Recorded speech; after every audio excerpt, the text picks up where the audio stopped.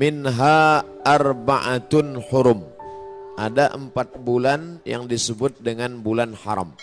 Yang pertama Zulhijjah, yang kedua Zulqa'dah, Zulhijjah, Muharram, dan Rajab. Salasun mutawaliyatun. Ada 3 bulan yang berurut-urut. Ada 3 bulan yang tak terpisah. Itulah dia Zulqa'dah, Zulhijjah, dan insya Allah tak lama lagi kita akan masuk ke bulan Muharram. Sedangkan yang 1 bulan ini ma baina Jumada wa Sya'ban, terletak di antara bulan Jumadil Akhir dan bulan Sya'ban, yaitu disebut dengan bulan Rajab. Jadi pada bulan-bulan ini kita dianjurkan beramal. Amal yang paling afdal adalah melaksanakan puasa-puasa sunat. Khusus untuk bulan Muharram nanti itu ada puasa sunat yang disebut dengan puasa Asyura. Yang paling bagus puasa itu tanggal 9, 10, 11. Kalau tidak sanggup 3 hari, karena kata Nabi SAW, jangan sama puasanya dengan puasa Bani Israel. Khaliful Yahud. Bedakan puasa kamu dengan puasa orang Yahudi. Orang Yahudi itu puasanya cuma tanggal 10 saja. Maka supaya kita beda dengan Yahudi, puasa 9, 10, 11. Kalau tak sanggup 9, 10, 11, pilih 2 hari saja, 9, 10. Nah, ketika Nabi sampai ke kota Al-Madinah Al-Munawwarah, Nabi melihat orang-orang Yahudi di Madinah itu puasa. Di Madinah ada 3 orang Yahudi. Yahudi Bani Nadir, Yahudi Bani Quraizah, Yahudi Qainuqa. Mereka tak makan tak minum pada hari itu. Nabi bertanya, ma hadza? Hari apa ini? Mereka menjawab, hadza yaumun salihun. Ini hari yang baik. Najjallahu fihi Musa wa aghraqa fihi Fir'aun. Hari ini Allah menyelamatkan Nabi Musa dan menggelamkan Fir'aun laknatullah alaih. Maka kemudian mereka bersyukur kepada Allah dengan melaksanakan puasa pada tanggal 10 karena Allah sudah menyelamatkan Musa alaihi salam dan menenggelamkan Fir'aun. Maka Nabi Muhammad SAW berkata, nahnu ahaqqu bi Musa minhum. Kami lebih berhak terhadap Nabi Musa daripada mereka. Maka Nabi pun melaksanakan, memerintahkan fa'amara bi siyamihi. Nabi memerintahkan puasa. Jadi tentang puasa Asyura ini tidak ada ikhtilaf antara ulama tentang disyariatkannya berdasarkan hadis-hadis yang sahih tuntunan Nabi Muhammad sallallahu alaihi wasallam. Oleh sebab itu kita yang berbadan sehat, khususnya bagi perempuan yang banyak punya hutang puasa kemarin, dengan berpuasa di Asyura 9, 10, 11, dia sudah bisa mengqadha, mengganti 3 hari puasa yang tinggal. Karena perempuan yang kemarin tinggal puasanya di bulan Syawal, di bulan Muharram, di bulan Ramadan, itu bisa diganti di bulan Syawal sebanyak 6 hari. Orang yang berpuasa 6 hari di bulan Syawal otomatis dapat pahala puasa sunat walaupun niatnya qadha. Begitu kata Imam Abu Zakaria Al-Ansari dari kalangan mazhab Syafi'i, yang disebutkan dalam kitab Fatawa Al-Azhar oleh Syekh Atiyah Saqar. Niatnya niat qadha saja, tidak niat sunat. Karena kalau niat sunat, qadha tak dapat. Tapi kalau niat qadha, maka otomatis pahala puasa sunatnya dapat. Begitu juga dengan orang yang puasa Senin Kamis. Niat qadha dia hari Senin, maka qadhanya lunas dan pahala Senin dapat.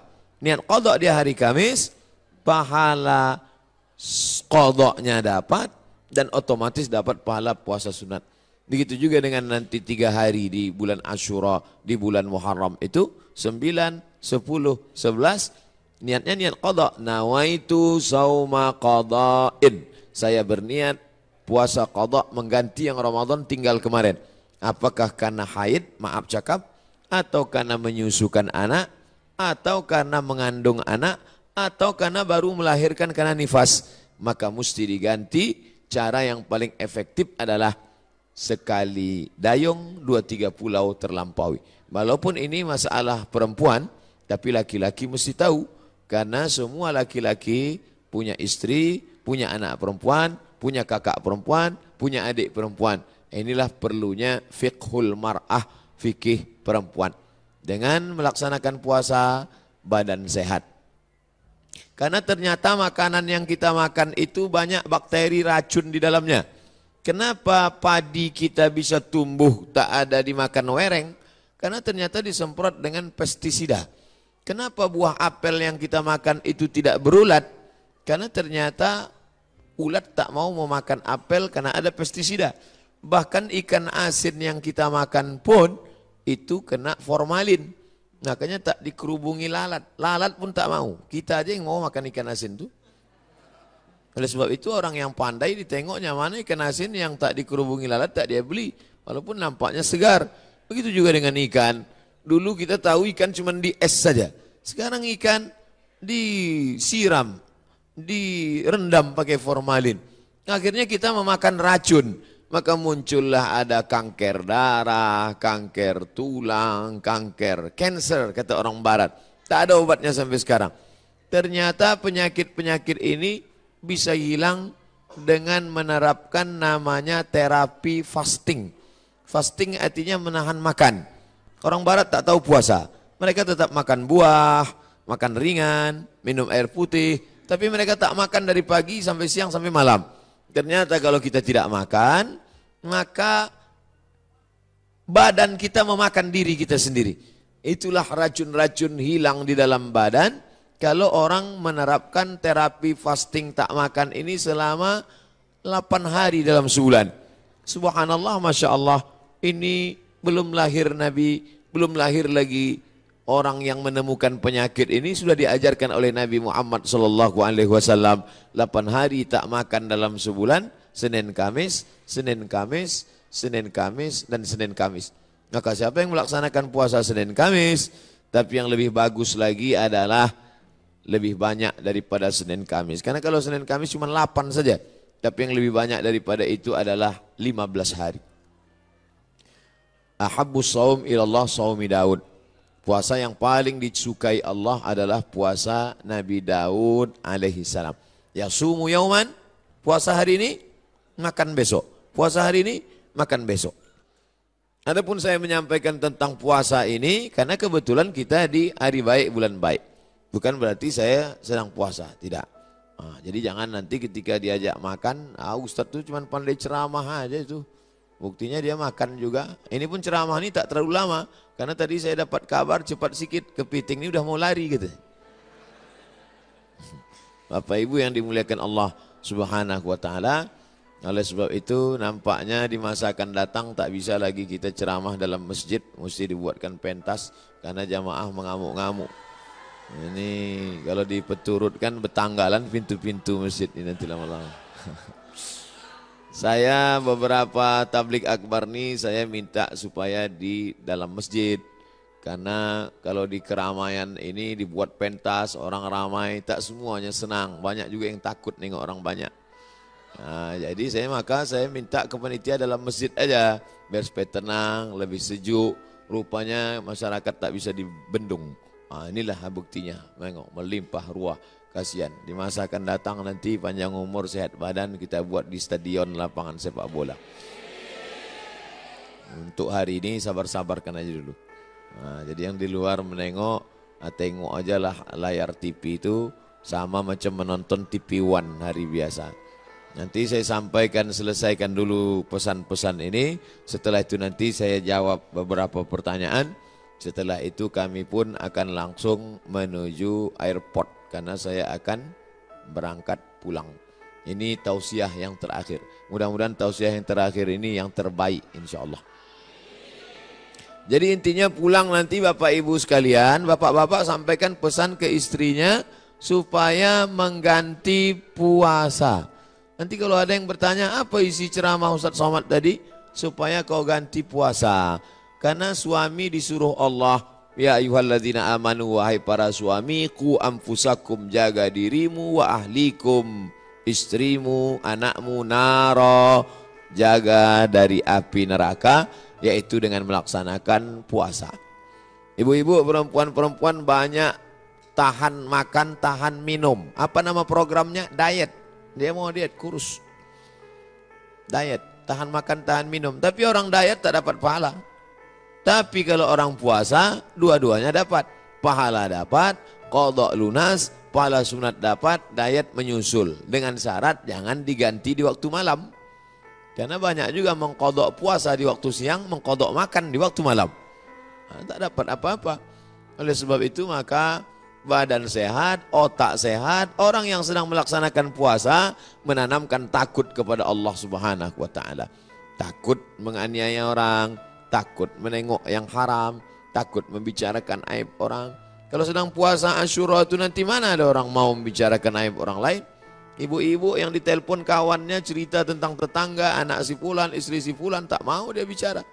Jangan bicarakan aib orang lain, stop. Nanti malam baru kita bahas, kata dia. Haram, tak boleh. Man lam yada' qaula zur, siapa yang tak meninggalkan cakap kotor, cakap yang tak baik, membicarakan aib orang lain, menganiaya, falaisa lillahi hajatun fi ayyada'a ta'amahu wa syarabahu. Tak ada gunanya dia tahan makannya, dia tahan minumnya, kalau tidak menahan cakap kasar, aib, ghibah, namimah. La yadkhulul jannatan lamamun, tak masuk surga orang yang membawa-bawa cakap orang. Cakap si A tentang si B, disampaikan oleh si B kepada si C, beradu kepala si B dengan si C gara-gara si B. Oleh sebab itu dalam hadis dikatakan, Nabi membelah pelepah kurma, Nabi tusukkan ke suatu makam. Sahabat heran, kenapa kau tusukkan pelepah kurma itu ya Rasulullah? Kata Rasulullah, ini orang yang di dalam kubur ini sedang kena azab. Azab apa? Azab kubur. Itulah makanya sebelum salam kita berdoa, Allahumma inni a'udzubika min azabi jahannam wa min azabil qabri. Minta jauh dari azab kubur. Kenapa dia diazab kubur ya Rasulullah? Ada dua dosa dia. Yang pertama, kena azab kubur karena namam, membawa-bawa cakap orang. Oleh sebab itu kalau lidah ini terpancing mau bicara aib orang lain, stop, diisi dengan zikir, tasbih, tahmid, takbir, tahlil. Tasbih, subhanallah. Tahmid, alhamdulillah. Takbir, Allahu akbar. Tahlil, la ilaha illallah. Kalimatani, dua kalimat. Khafifatani alal lisan, ringan di lidah. Thaqilatani fil mizan, berat pada timbangan hari kiamat. Habibatani ilar rahman, disukai Allah. Subhanallah bihamdihi, subhanallahil azim. Subhanallah bihamdihi, subhanallahil azim. Subhanallah bihamdihi, subhanallahil azim. Jadi yang paling bagus diisi pada bulan haram ini, Dzulqa'dah, Dzulhijjah, Muharram, ini adalah puasa sunat. Tapi ada 4 hari di bulan ini tak boleh puasa. Di antara 3 bulan ini ada 4 hari tak boleh puasa. Itulah dia tanggal 10, tanggal 11, tanggal 12, tanggal 13. Kenapa tak boleh puasa? Karena hari raya, daging kambing melimpah ruah. Walaupun tak semua bisa makan kambing ini, karena asal ditengoknya, baru menengok bungkusnya aja sudah naik darah tingginya. Belum lagi makan dagingnya. Nah, adapun sekarang, inilah masanya membakar kolesterol, membakar karbohidrat, membakar yang kita makan pada saat penyembelihan hewan kurban kemarin. Adapun ibu-ibu, bapak-bapak yang masih banyak daging kurban di freezer itu, sedekahkanlah kepada anak yatim, fakir miskin. Ini udah hari raya yang keberapa ini di bulan Zulhijjah. Sudah mau habis bulan Zulhijjah, masuk bulan Muharram. Tapi kulkas masih banyak yang belum bisa ditutup. Masih menyipak kaki kambing itu lagi. Oleh sebab itu, maka ini menunjukkan kita ini ada sifat tamak.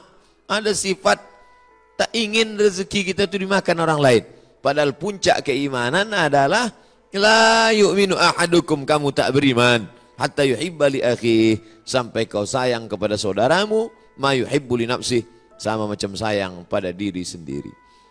Tak sampai hati kita, makanan itu hanya lewat di leher kita. Kalau enak rendang kambing, gulai, soto, capcay, sop, itu di lidah kita, di leher kita, maka kita bagikan kepada yang lain. Makanya kata Nabi SAW, idza tabakhta fa'akthir ma'aha. Kalau kau masak, banyakkan kuahnya. Kita disuruh masak banyak kuah. Untuk apa? Bagi kepada tetangga. Jadi kalau daging tadi tinggal 2-3 potong, masaklah nanti sore, banyakkan kuahnya. Bagikan. Tapi jangan gara-gara ceramah nih, ibu tuh hasil bersedekah, kuah aja sih. Apa maknanya? Sedangkan sikit saja dia bisa berbagi, apalagi banyak. Oleh sebab itu maka dalam Islam. Tapi masalah lapar ini tak bisa kita ceritakan. Lapar bukan teori. Tak bisa diceritakan lapar menurut bahasa, lapar menurut istilah, lapar menurut etimologi, lapar menurut terminologi. Lapar mesti dirasakan. Setelah kita rasakan lapar itu, maka muncullah rasa berbagi. Lapar Ramadan sudah lupa, udah agak lama. Ramadan, Syawal, Zulqa'dah, Zulhijjah, 5 bulan setelah itu datang kita disuruh mengingat lapar lagi. Itulah dia lapar 3 hari, tanggal 9, tanggal 10, tanggal 11. Ngaji jangan cuma pengajian aja. Pengajian nonton TV, pengajian di YouTube, pengajian sekarang live langsung cukup. Jangan sekedar pengajian tapi langsung diamalkan. Pulang dari sini, ambil spidol, tengok mana kalender, tanggal 9, tanggal 10, tanggal 11, garis di bawah, puasa Asyura. Andai, maaf cakap, pas tanggal 9, 10, 11, dia haid, maka dapat tetap pahalanya, karena sudah ada niat. Innamal a'malu binniat. Ibu kenapa tak puasa? Oh, mohon maaf, saya sedang halangan. Tapi niat sudah sampai. Adapun laki-laki tak ada alasan. Kau kenapa tak puasa? Aku niat aja sudah sampai. Anda tetap laksanakan. Maka bapak membangunkan istrinya. Rahimallahu mar'an, Allah merahmati laki-laki yang membangunkan ahli bait keluarganya supaya mengingatkan dia puasa besok. Bu, omak si Pulan, besok puasa, ganti puasa qadha kau yang tinggal Ramadan kemarin. Begitulah beruntungnya kalau punya suami solehah, kalau punya suami soleh, istri solehah. Tapi kalau dapat laki Fir'aun, tak mau tahu dia, sholat kau sembahyang tidak sembahyang bukan urusanku, puasamu bukan urusanku. Padahal dalam Islam diajarkan kita ini mesti menjaga orang yang ada di sekitar kita, keluarga, tetangga, sahabat, kerabat. Wa anzir ashiratakal aqrabin. Berikanlah peringatan kepada keluarga-keluarga yang dekat. Ini penting sekali tentang masalah puasa ini. Semua penyakit berawal dari lambung. Semua penyakit berawal dari lambung. Oleh sebab itu maka kosongkan lambung, hilangkan bakteri. Coba tengok iklan di TV. Dari bakteri di dalam lambung itu muncul penyakit gula darah, muncul penyakit diabetes, muncul penyakit jantung koroner, muncul penyakit kanker, muncul penyakit makanan. Bagaimana supaya cara makanan tadi hilang? Ini diperbanyak puasa sunat. Bagi yang sudah puasa sunat, alhamdulillah. Bagi yang mencoba, mudah-mudahan disampaikan Allah Subhanahu wa taala niatnya sampai akhir. Jangan takut nanti puasa sunat badan lemas, puasa sunat kecuali dia pekerja berat. Pekerja berat tidak dianjurkan puasa sunat karena dia mencari nafkah. Bapak-bapak dari tentara, kepolisian, dia berat tugas. Polisi lalu lintas. Kalau dia puasa tak sanggup. Jangan untuk menangkap, mengembus semprit itu tak sanggup. Sedangkan ini tugas negara. Tugas ini wajib. Sedangkan ini sunat. Jangan didahulukan yang sunat, meninggalkan yang wajib. Pegawai kantor camat disuruh duduk, pelayan masyarakat dari pagi sampai sore duduk. Tidur pula di musola. Orang mau ngurus KTP, akte kelahiran, perpanjangan segala macam. Mana pegawainya? Tidur di musola. Kenapa? Puasa sunat, makan haram. Karena dia digaji oleh negara, APBN, APBD untuk melayani masyarakat. Bekerja itu wajib, sedangkan puasa ini sunat. Ini kalau ada orang model begini, ini orangnya alim tapi jahil. Alim kok jahil? Semangat beribadahnya kuat, tapi tidak punya ilmu pengetahuan. La ilaha illallah. Tapi tengok pangkal ayatnya, fa'lam annahu la ilaha illallah. Apa makna fa'lam? Berilmu. La ilaha illallah penting, tapi ada ilmu tentang la ilaha illallah. Siapa itu Allah? Awaluddin ma'rifatullah. Perkara pertama dalam agama ini adalah mengenal Allah. Wujud, qidam, baqa, mukhalafatul hawadis, qiyamuhu binafsi, wahdaniyah, qudrat, iradat, ilmun, ayat, sama, basar, kalam, kaji, sifat 20, mengenal Allah subhanahu wa ta'ala. Akidah pokok pangkal yang pertama. Setelah akidahnya kuat, barulah ibadah. Salat, puasa, zakat, haji, umrah, zikir, baca Quran.